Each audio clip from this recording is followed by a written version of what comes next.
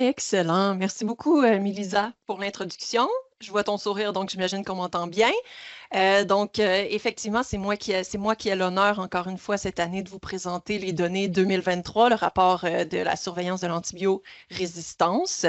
Il va sans dire qu'il faut que tout d'abord, je remercie mes collègues, mes chers collègues, en fait, Dr. Lauriane Duplex, qui est derrière tout le travail là, pour ce rapport-là et qui a préparé la présentation également, et Dr. Geneviève Côté, qui nous aide toujours aussi là, dans nos différentes initiatives.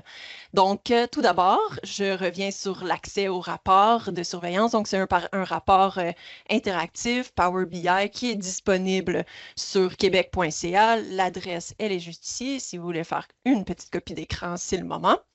Ensuite de ça, dans la section résistance bactérienne, il y a un onglet. Tout simplement cliquer dessus pour avoir accès au rapport interactif. Maintenant, un petit retour sur la méthodologie. Je ne vais pas passer beaucoup de temps là-dessus parce que je sais que plusieurs d'entre vous la connaissez déjà, mais c'est quand même important de repartir sur les mêmes bases pour bien comprendre les données que je vais vous présenter un peu plus tard et nos faits saillants. Les bactéries qui sont présentées dans notre rapport sont des bactéries pathogènes. C'est important de le savoir, qui sont isolées d'animaux qui sont malades. Donc, ça, c'est important aussi de se rappeler que certainement que ces animaux-là ont déjà reçu des antibiotiques. C'est des échantillons cliniques ou qui viennent de notre salle de nécropsie. C'est des échantillons qui sont issus, finalement, les données, en fait, sont issues d'échantillons qui sont analysés au Laboratoire de santé animale de Québec et au CDE-VQ. Donc, sous le même toit au CDE-VQ, il y a les activités du LSA Saint-Hyacinthe et du Centre de diagnostic vétérinaire de l'Université de Montréal. Les tests de sensibilité sont normalisés. On suit toutes les directives du CLSI. On tente de s'y coller le plus possible. On utilise pour la plupart de nos bactéries que l'on nomme comme étant d'importance médicale la technique de diffusion en gélose par Kirby-Bauer. Et ensuite de ça, pour certaines bactéries, on va utiliser la technique de microdilution en bouillon, la CMI. C'est des bactéries qu'on va plutôt cumuler pendant l'année, puis on va faire les tests là, à certains moments au travers de l'année. Donc, pour ça, on va cumuler des données de nos agents des bactéries de nos agents de mammites bovines et de nos mammites de petits ruminants. Et une nouveauté aussi cette année, je vais en reparler un petit peu plus tard, c'est pour les agents respiratoires H. et APP pour lesquels on va faire des CMI également. Donc, ensuite de ça, la façon dont on présente finalement nos données, encore une fois, on se colle aux directives du CLSI, le M39 à ce moment-là. Les résultats annuels sont présentés par secteur. Les bactéries isolées, ce qu'on tente d'obtenir comme notre objectif, en fait, de N pour notre taille d'échantillon, c'est un N de 30 bactéries par espèce bactérienne par secteur. C'est encore une fois le CLSI qui recommande ça. Il y a à certains moments où on est en deçà de 30, mais on a décidé quand même de présenter ces données-là. Je vais vous l'expliquer un petit peu plus tard. On a décidé finalement de présenter des indicateurs de sensibilité, encore une fois, recommandation du CLSI. Donc, ce que vous allez voir, c'est vraiment le portrait de la sensibilité de la dernière année et des tendances temporelles également de la sensibilité par antimicrobien.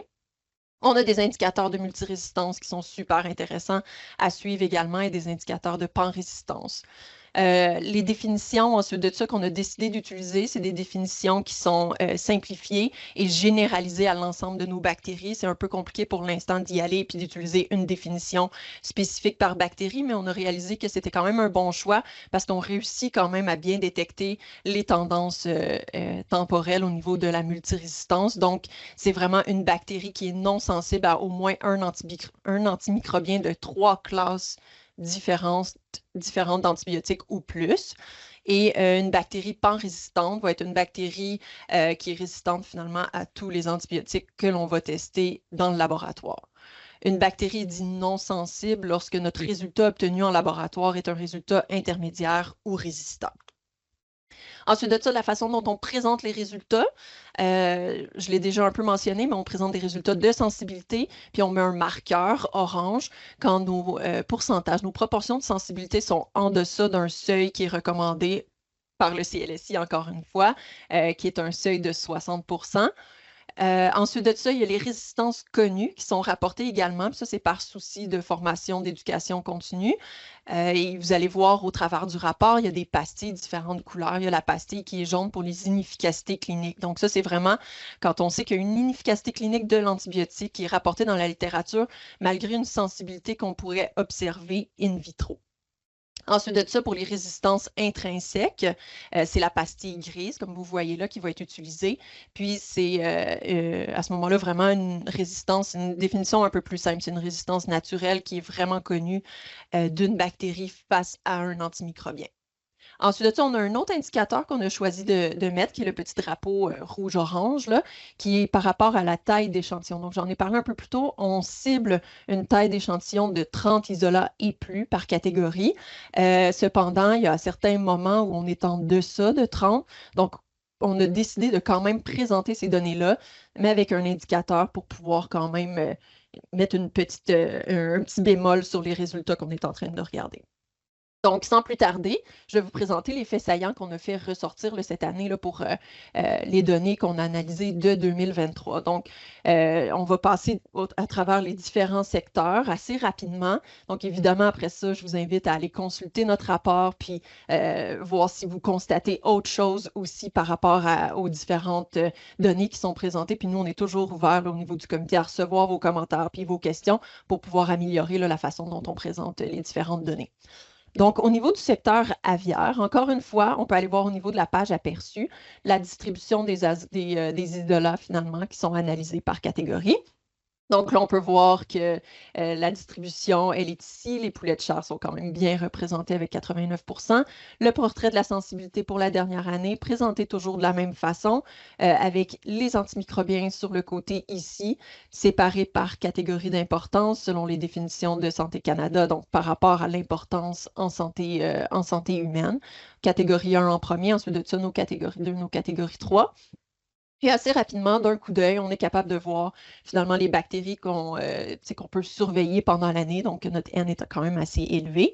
Donc, ici, les 4 bactéries que l'on surveille du côté aviaire, on peut voir le portrait. On a un portrait quand même assez stable du côté aviaire. On a décidé de vous parler, encore une fois, là, cette année, un petit peu plus d'Enterococcus secorum. Donc, vous pouvez voir ici le portrait plus détaillé de la sensibilité des isolats en 2023 là, pour Enterococcus secorum. Ce qu'on trouve intéressant toujours de rapporter à ce niveau-là, c'est que au niveau de la littérature, on rapporte qu'in vitro, il y a 100% de sensibilité pour les Enterococcus secorum face à la pénicilline et c'est quelque chose que l'on détecte toujours. On a des isolats assez sensibles, on a un beau N assez élevé aussi pour avoir des bonnes interprétations. La tétracycline qui est en deçà du 60%, mais c'est quelque chose qui est connu et qui est quand même assez stable. Donc, je reviens sur la tétracycline qui est quand même assez intéressant. Je ne saurais pas scientifiquement l'expliquer, mais c'est notre seul antibiotique qui est en dessous du seuil de 60%, mais quand même dans les dernières années, on a vu que notre sensibilité tend quand même à augmenter, en fait, ce qui est une bonne nouvelle là, à ce niveau-là. Ensuite de ça, on tenait quand même à vous parler d'un questionnement qu'on a reçu, puis c'est pas quelque chose qu'on a exploré là, à fond, mais c'était quand même quelque chose d'intéressant. C'est que dans la dernière année ou deux, les praticiens nous rapportent qu'il y a de plus en plus d'inefficacité clinique de la pénicilline envers Enterococcus secorum qui sera observée. Puis on se demande si, même si tous ces entérococcus-là sont sensibles de la façon qu'on les interprète au laboratoire, est-ce qu'il n'y aurait pas un indicateur de résistance in vitro qu'on pourrait commencer à mettre en évidence là, finalement? Est-ce qu'il n'y aurait pas de la résistance in vitro qu'on pourrait commencer à détecter? Donc, pour ça, ce qu'on a décidé de faire, en fait, c'est qu'on a ressorti toutes les données finalement qu'on a depuis qu'on fait des antibiogrammes sur Enterococcus secorum envers la pénicilline, donc de 2019 à 2023, et on les a placées en ordre chronologique là, de date, donc du plus vieux au plus récent. Puis on a fait une courbe, là, finalement, avec ces ondes d'inhibition-là. Ce qui nous intéressait, c'est de savoir si finalement les ondes d'inhibition commençaient à diminuer dans le temps. Donc, notre interprétation nous dit encore que la pénicilline, elle est sensible, mais est-ce qu'on commence à voir finalement des ondes d'inhibition qui commenceraient à réduire, ce qui pourrait peut-être nous indiquer que quelque chose s'en vient génétiquement et qu'il y a potentiellement de la résistance qui pourrait être détectée. Donc, pour ça, on a fait une courbe, on a fait une équation de régression, là, en excluant la personne qui parle. Là, si j'ai besoin de mes collègues dans ce temps-là parce que j'ai bien du mal avec toutes ces équations-là. Mais finalement, ce qu'on s'est rendu compte, c'est qu'on avait une pente positive de la droite de régression qui était statistiquement significative, ce qui nous indiquait que de 2019 à 2023, la zone d'inhibition, en fait, elle n'a pas diminué, elle a plutôt augmenté. C'est très peu, là, où on pourrait dire que c'est pratiquement stable. On parle de 2 mm, mais elle a plutôt augmenté que diminué. Donc, in vitro, on ne remarque pas de différence là, finalement au niveau de la réaction de notre Enterococcus secorum par rapport à la pénicilline. Donc, à ce moment-là, il faudrait plutôt explorer ce qui se passe in vivo, pourquoi les praticiens nous rapportent de plus en plus de résistance face à ce traitement-là. Donc, ensuite de ça, pour le portrait aviaire, pour les 3 autres bactéries qui sont surveillées, on n'a pas grand-chose à rapporter. Là, finalement, c'est quand même assez stable. On a beaucoup de verre, beaucoup de sensibilité, puis c'est assez stable là, depuis les dernières années. On est capable de voir aussi, quand on regarde l'ensemble de nos bactéries par rapport à la variation du pourcentage des multirésistances. On a même eu, bon, depuis 2019, une tendance à la diminution pour nos E. coli et ensuite de ça, c'est quand même assez stable et pas tellement inquiétant. Ensuite de ça, on va changer de secteur. Donc, on va passer à travers, pendant la présentation, tous les secteurs que l'on présente. Prochain secteur, les bovins. Donc, encore une fois, on est capable d'aller voir la distribution des isolats qui ont été analysés par catégorie en 2023. Donc, on voit que nos bovins de boucherie, nos veaux lourds sont quand même assez bien représentés au niveau des échantillons que l'on reçoit au laboratoire. Puis, d'un coup d'œil, encore une fois, on est capable d'aller regarder notre portrait de sensibilité. Et là, on voit que c'est des faits qui sont connus, mais on voit qu'on a quand même un petit peu plus de résistance au niveau, plus d'orange, au niveau de nos E. coli, au niveau de nos salmonelles. Ce qui nous inquiète un petit peu plus, c'est qu'on a des catégories 1 également là, qui commencent à avoir de la résistance. Cependant, au niveau de nos isolats qui sont plutôt issus du système respiratoire, on a quand même encore bien du verre, bien de la sensibilité, mais je vais vous présenter autre chose là, dans les prochaines diapos. Donc, si je reviens sur la salmonelle, c'est un problème qui est connu, on en a déjà parlé, on en parle depuis un certain temps, mais on voit qu'il y a quand même de la résistance qui est notée aussi à notre catégorie 1, notre ceftiofur là, qui représente une de nos catégories 1, où on est encore là, bien dans deçà du seuil de 60% de sensibilité. Ensuite de ça, au niveau de la variation temporelle là, de la multirésistance, on voit que c'est encore, depuis, il y a eu quand même une légère diminution, mais après ça, on voit que c'est quand même assez stable, puis on tend vers une réaugmentation là, de notre multirésistance de nos salmonelles. Et au niveau de la pan-résistance, on a encore là, des isolats en 2023 là, qui sont sortis pan-résistants, donc résistants à tous les antibiotiques qu'on a testés. 12 isolats dans la dernière année, ce qui ressemble à ce qu'on avait eu en 2022, puis bon, en 2021 également. Donc, aussi, je tiens à mentionner, suite à la détection là, de tout ça, puis de la pan-résistance aussi qui a émergé au niveau de ces souches-là, il y a une initiative, en fait, qui a été prise par le réseau bovin, la docteure Marie-Ève Brochu-Morin, en fait, qui a créé un groupe de travail sur les bactéries un petit peu plus multirésistantes, finalement, là, surtout salmonelle. Je pense qu'ils vont travailler sur E. coli également.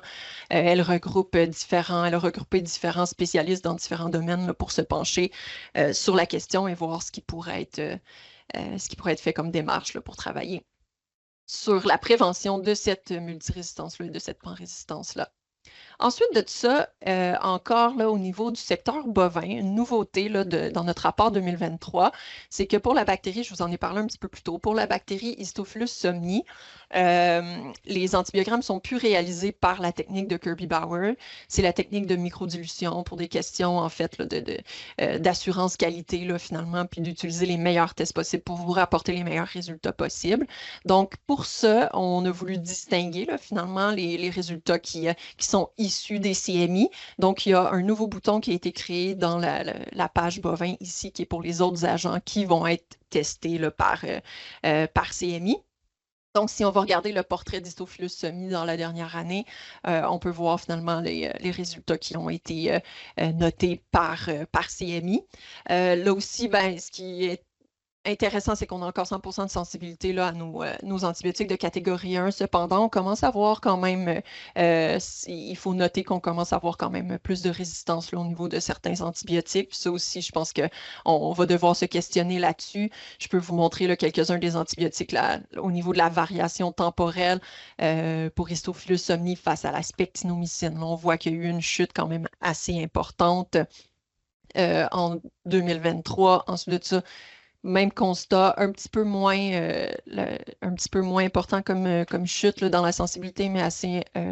Maintenant, on est bien en deçà du seuil là, de notre 60% pour la tulatromycine et également pour la gamithromycine.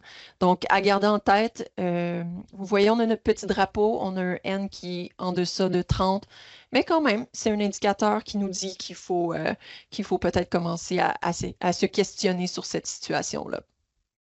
Ensuite de ça, pour la page pardon, des agents de mammites bovines, encore une fois, vous pouvez aller regarder pour chacun des agents qui sont testés par CMI à ce moment-là, notre portrait de sensibilité pour la dernière année. Puis là, ça aussi, je ne rentrerai pas dans les détails de ces résultats-là parce que c'est des résultats qui sont assez stables là, par rapport aux dernières années, très, très verts, donc des résultats qu'on aime bien voir.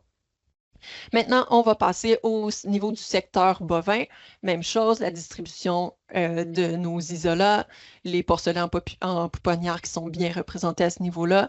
Toutes les bactéries qui sont surveillées également du côté des porcins au niveau de la page aperçue, on peut les voir. D'un coup d'œil, on peut voir aussi là, les portraits de sensibilité. Beaucoup de vert encore cette année du côté du secteur bovin. Il ne faut pas trop être inquiet. Bordetella bronchoseptica, on a beaucoup de résistance pour cette bactérie-là. Cependant, c'est connu, ce n'est pas des résistances naturelles, mais on sait que cette bactérie-là, elle est pratiquement résistante de façon naturelle là, au bêta-lactam, entre autres. Un indicateur qu'on aime bien suivre pour nos bordetella, c'est plutôt la tétracycline ici qui est encore dans le vert. Donc, ça nous est bien rassurant. Ensuite de ça, encore une fois, vous pouvez aller regarder, bon, pour les salmonelles, au niveau du secteur porcin, il n'y a rien d'inquiétant qui ressort au niveau de la multirésistance et de la panrésistance non plus. Là, on est à zéro isolat à ce niveau-là. Ensuite de ça, quelque chose qu'on voulait faire ressortir également, c'est que pour un des agents que l'on surveille, Staphylococcus icus, on a la céfoxytine qui nous sert en fait uniquement en laboratoire comme agent, pas un agent, mais en fait comme un antibiotique qui va nous marquer de façon phénotypique si on a de la résistance à la méticilline ou pas. Puis ça, j'ai trouvé ça quand même assez intéressant de vous montrer qu'on est pratiquement là, mais on est à 100% de sensibilité finalement pour tous nos agents et nos staphylococcus au niveau du secteur porcin. Encore une fois, j'en ai parlé plus tôt, mais pour Actinobacillus pleuropneumoniae, c'est une bactérie qui va maintenant être surveillée par concentration minimale inhibitrice. Donc, pour celle-ci, il faut aller cliquer sur la section Autres agents.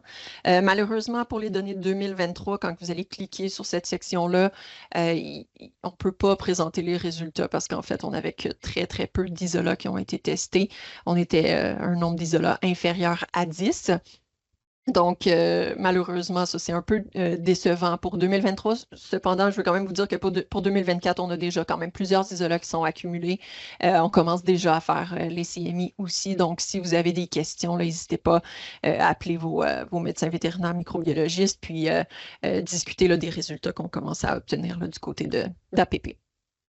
Ensuite de tout ça, pour le secteur petits ruminants maintenant, pour l'instant, il n'y a que 2 bactéries qu'on peut surveiller au niveau de ce secteur-là.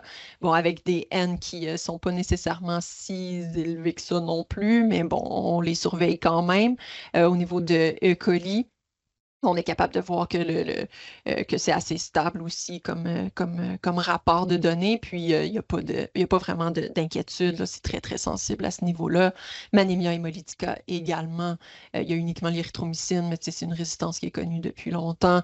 Puis, pour le reste, on a un beau portrait de sensibilité.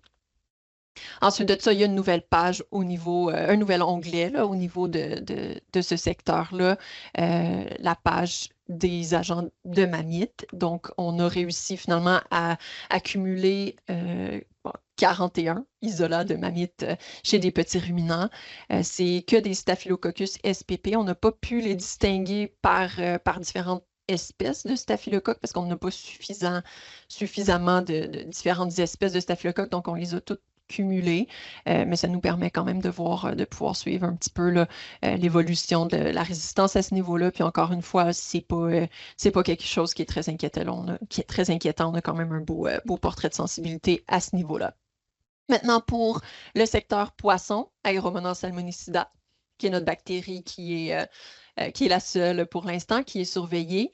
En fait, ce qu'on a voulu faire ressortir à ce niveau-là, c'est plutôt au niveau de 2 antibiotiques qui sont un peu plus ciblés, je pense, au niveau de la pisciculture, donc tétracycline et chlorphénicol. Le premier que je vous montre ici, tétracycline, quelque chose encore un petit peu inquiétant. On est en deçà de notre seuil de sensibilité de 60%, puis on voit que ça a diminué depuis 2022.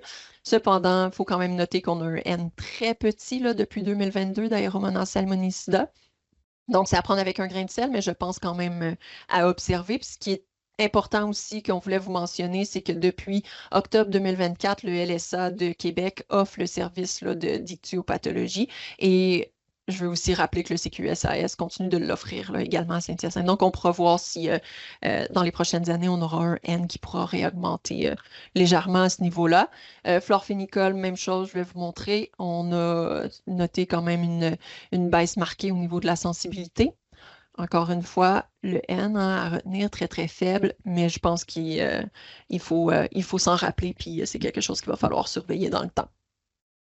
Ensuite de ça, secteur abeille, Pénibacius larvae, qui est notre bactérie qu'on peut surveiller à au niveau de ce secteur-là. 100% de sensibilité pour les isolats qui ont été cumulés dans les dernières années. Ce qui est nouveau cette année aussi au niveau de notre rapport, c'est que la tilmicosine est maintenant testée, donc on a des résultats qui commencent à s'accumuler là au niveau de la tilmicosine. Maintenant, je vais vous parler en fait du gros travail qu'on a fait dans les derniers mois en ce qui concerne les nouvelles pages qu'on a ajoutées là, au niveau du rapport. Donc, on a ciblé maintenant les animaux de compagnie ou les animaux de loisirs là, également. Puis, c'est ce que je vais vous montrer là, en fait dans les prochaines diapos. Donc, pour les équins, on a regardé avec toutes les données qu'on avait de cumuler des dernières années, puis on a pu vous présenter 4 bactéries différentes avec des N suffisamment élevés. Donc, Actinobacillus spp, Escherichia coli, Staphylococcus aureus et Streptococcus equi. Il faut s'entendre que c'est les streptococcus bêta-hémolytiques les plus souvent isolés chez les chevaux. Ça comprend Zoepidemicus et equi, mais Zoepidemicus est quand même surreprésenté là, à ce niveau-là. C'est lui qu'on isole le plus souvent. Ensuite de ça, du côté des petits animaux, pour la page des chiens, on a 5 bactéries qui ont pu être présentées dues à leur N, E. coli, Enterococcus ecorum, Proteus mirabilis, Pseudomonas aeruginosa, Staphylococcus pseudointermedius. Ce qui est super intéressant aussi, c'est qu'on avait des N assez élevés à certains niveaux, c'est qu'on a pu rajouter aussi une section type d'échantillon. Donc, par exemple, pour Escherichia coli, si c'est ce qui vous intéresse chez les chiens, vous cochez Escherichia coli, puis ensuite de ça, vous pouvez aller cocher type d'échantillon urine, puis vous allez avoir les résultats qui sont liés à ce type d'échantillon-là. Ensuite de ça, au niveau de la page des chats, on a beaucoup moins d'échantillons en bactériologie qui sont soumis pour les chats, donc beaucoup moins de bactéries qui peuvent être présentées, mais on a quand même un N un petit peu plus élevé pour le E. coli dans l'urine pour les chats. Donc, c'est ce qu'on présente pour l'instant. Donc, si on fait un petit survol de chacun de ces secteurs-là, rapidement pour les dernières minutes, au niveau des chiens, pour l'aperçu, encore une fois, ça fonctionne de la même façon. On a un portrait de la sensibilité pour la dernière année. Ce qui est différent un peu, c'est qu'on peut sélectionner le type d'échantillon. Donc là, on a sélectionné type d'échantillon urine. Donc là, rapidement, en un coup d'œil, on est capable de voir les 4 bactéries qu'on retrouve le plus souvent dans l'urine. On va s'entendre que c'est le E. coli qui a un N le plus élevé, mais quand même, là, ces 4 bactéries-là peuvent être présentées. Puis rapidement, on a un portrait là, de la sensibilité de ces bactéries-là finalement à chacun de nos antibiotiques. Ce qui est intéressant à voir, c'est qu'on a quand même si c'est des animaux de compagnie, on a quand même beaucoup de sensibilité encore face à nos antibiotiques de catégorie 1. Puis après ça, c'est ce qui est intéressant aussi, c'est qu'on sait qu'il y a des directives quand même très, très claires pour l'utilisation judicieuse des antibiotiques chez les animaux de compagnie en fonction des différents types d'échantillons ou en fonction des différents syndromes. Donc, pour une infection urinaire chez un chien, mais on sait que de façon empirique, c'est recommandé d'utiliser soit l'amoxicilline, qui est représentée par l'ampicilline ici, ou le TMS. Vous voyez, le TMS sensible à c'est très, très, très sensible. Ensuite de ça, amoxicilline, très, très, très sensible également. Je vous parlais de votre colis tantôt. C'est lui qu'il faut regarder parce que le plus souvent, c'est lui qui va causer les infections urinaires. Les Staphylococcus intermedius, c'est pas tellement surprenant qu'on y retrouve de la résistance, sont pratiquement résistants de façon naturelle à notre amoxicilline. D'où l'importance des tests rapides que vous pouvez faire en clinique, qui peuvent être faits en clinique pour pouvoir prendre une bonne décision, une décision judicieuse d'antibiothérapie, puis pouvoir bien traiter de façon empirique. Fait que tout simplement, faire un frottis direct, regarder les bactéries qui sont impliquées. Puis si on voit que c'est des bâtonnets comme on s'attendrait, ben il n'y a aucun problème. On peut rester avec notre amoxicilline, qui est notre choix le plus judicieux dans ces situations-là. Ensuite de ça, ben, un portrait un petit peu plus détaillé, E. coli face ben, les E. coli qu'on retrouve dans l'urine des chiens. C'est des beaux portraits, en fait. Là, on a quand même encore beaucoup de sensibilité, sauf nos résistances naturelles, puis bon, les céphalosporines de première génération qui ne sont pas recommandées de toute façon dans ces situations-là. Oubliez pas hein, qu'on a des échantillons qui sont en fait, c'est des résultats très, très, très biaisés parce que c'est des échantillons qui ne sont pas des échantillons de première ligne, puis on a encore vraiment beaucoup de sensibilité là, face à l'amoxicilline, puis encore plus là, face au TMS. Euh, Encore beaucoup de sensibilité face à nos catégories 1. Ce qui me dérange un peu, c'est qu'on voit que beaucoup de, quand même, ces E. coli-là sont exposés à nos antibiotiques de catégorie 1, mais on voit que ce n'est pas encore inquiétant là, au niveau de la résistance. Ensuite de ça, Pseudomonas aeruginosa dans les oreilles. Rapidement, ça fait peur un peu. Il ne faut pas oublier, il y a beaucoup de résistance naturelle pour les Pseudomonas aeruginosa, donc elles doivent être exclues, mais on voit que pour les aminoglycosides, on a encore beaucoup de sensibilité et pour la polymyxine B également, 100% de sensibilité. Staphylococcus intermedius au niveau de la peau, c'est quelque chose qu'on voit quand même assez souvent, qui est un problème chez nos petits chiens. C'est des super beaux profils, mis à part l'amoxicilline représentée par notre ampicilline, qu'on sait qu'il y a une résistance pratiquement naturelle, mais pour le reste, c'est très, très, très sensible au niveau des données qu'on récolte dans notre laboratoire. Ça aussi, il y a des guidelines quand même assez précises et intéressantes là, à les lire. Puis les antibiotiques, si en fait on doit donner des antibiotiques par voie systémique là, à nos chiens, il y a les céphalosporines de première génération qui sont recommandées. Il y a la clindamycine également. Puis on a encore là, des belles proportions de sensibilité à ce niveau-là. Ensuite de ça, la même bactérie, mais au niveau des oreilles. Je ne vais pas passer beaucoup de temps là-dessus parce que c'est des résultats qui ressemblent vraiment à ce que je viens de montrer au niveau de la peau. Ensuite de ça, on change de secteur maintenant au niveau des chevaux. Donc, même chose, on peut aller regarder le portrait détaillé. Là, on a choisi en fait de faire ressortir les résultats pour E. coli, les données qu'on a pour 2023. Un petit peu plus de orange, là, un petit peu plus d'inquiétude par rapport à la résistance de ces E. coli-là. Beaucoup d'antibiotiques qui sont en deçà du seuil de 60%. Ce qui est un petit peu plus inquiétant, c'est notre antibiotique là, de catégorie 1, le ceftiofur, qui est rendu à 55% là, maintenant de sensibilité. Si on regarde sa variation temporelle, c'est assez clair. On voit que dans les dernières années, il y a vraiment eu une diminution de la sensibilité de ces E. coli-là face au ceftiofur. Donc, c'est quelque chose qu'il faudra éventuellement peut-être investiguer. Ensuite de ça, pour les strep bêta-hémolytiques chez les chevaux, il n'y a pas grand-chose à rapporter à ce niveau-là. Ce qu'on aime bien toujours rapporter, c'est notre 100% de sensibilité ici au niveau des pénicillines, ce qui est super intéressant, puis on veut que ça reste comme ça. Au niveau de la littérature et du CLSI, en fait, il est mentionné qu'il n'est pas recommandé de faire des antibiogrammes pour ces strep bêta-hémolytiques-là parce que c'est rapporté que c'est sensible à 100% à la pénicilline, donc de viser une bêta-lactame, c'est le meilleur choix. C'est le choix le plus judicieux. Et pour quand même les 58 isolats qu'on a testés là, en 2023, ben, on voit qu'on a toujours de la sensibilité là, justement par rapport à notre pénicilline. Donc voilà, j'ai fait le tour rapidement là, des faits saillants. Comme je vous disais, ben, je suis disponible pour répondre à vos questions. Si jamais il y a quelque chose que vous remarquez dans notre rapport qu'on n'aurait pas mentionné, nous, on est toujours bien ouverte à recevoir vos commentaires, vos questions, vos points d'amélioration également. Je veux prendre le temps aussi de remercier, là, évidemment, on a toutes ces données-là parce qu'il y a des gens qui travaillent dans les laboratoires, donc tout le personnel technique qui travaillent ces différents cas-là, les médecins vétérinaires microbiologistes qui révisent les cas, qui s'assurent que les antibiogrammes sont faits que sur les bactéries qui sont potentiellement d'importance médicale pour s'assurer que les données qui se ramassent dans notre rapport soient les meilleures données possibles. Ensuite de ça, bien évidemment, toutes les ressources informatiques. Je pense surtout à Anna qui nous aide beaucoup, mais tout le monde au niveau informatique qui nous aide pour garder, ben, en fait, pour qui ont implanté finalement ce merveilleux rapport-là, puis pour le garder en vie également.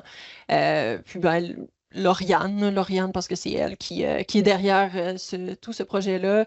Ce rapport-là, il est aussi beau, il est aussi beau et aussi facile à consulter grâce à Lauriane. Donc voilà, c'est tout. Merci.